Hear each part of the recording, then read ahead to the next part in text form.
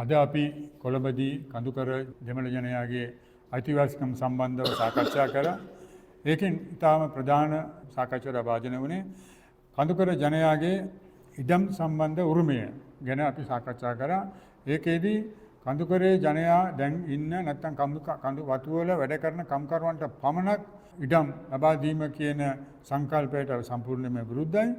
මුළු කඳුකරේම ජීවත් වෙන මලේග තමිළල් කියන ඒ ජන කොටසට ඒ කඳුකරේ නිජ බිම උරිමය ඒගොල්ලන්ට ලබා දිය යුතුයි. ඒගොල්ලන් කඳුකරෙන් පිටත කොළඹ වගේ නගරයට ඒ වගේ ඒ අවස්ථා පෙර නගරවල ජීවත් වෙන කඳුකර ජනතාවටත් ඒ උරිමය දිය යුතුයි. උතුරු නැගෙනහිර ජනතාවගේ උරිමය උතුරු නැගෙනහිර නිජ භූමිය නම් ඒ වගේම කඳුකරේ දෙමළ ජනයාගේ උරිමය කඳුකරේ විය යුතුයි. ඒ නිසා කඳුකර ජනයාගේ ඒ උරිමයට කිසි කෙනෙක් අවහිර නොකර බාධා නොකර ඒක ක්‍රියාත්මක වෙන ක්‍රමයට ගෙනියා යුතුව තිබෙනවා. ඒ නිසා තමයි අද මේ සාකච්ඡාව අපි ගෙනියාවේ.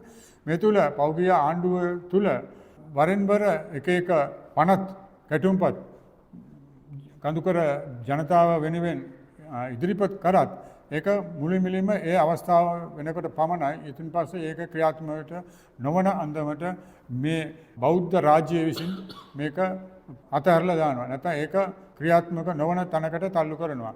ඒ නිසායි අපි කියන්නේ මොනතරම් බාධක වුණත් මේ දෙමළ කඳුකර ජනයාගේ නිජ භූමිය උරුමය ලබා දීම සඳහා සියලු දෙනාම ඒකරාශී විය යුතුයි.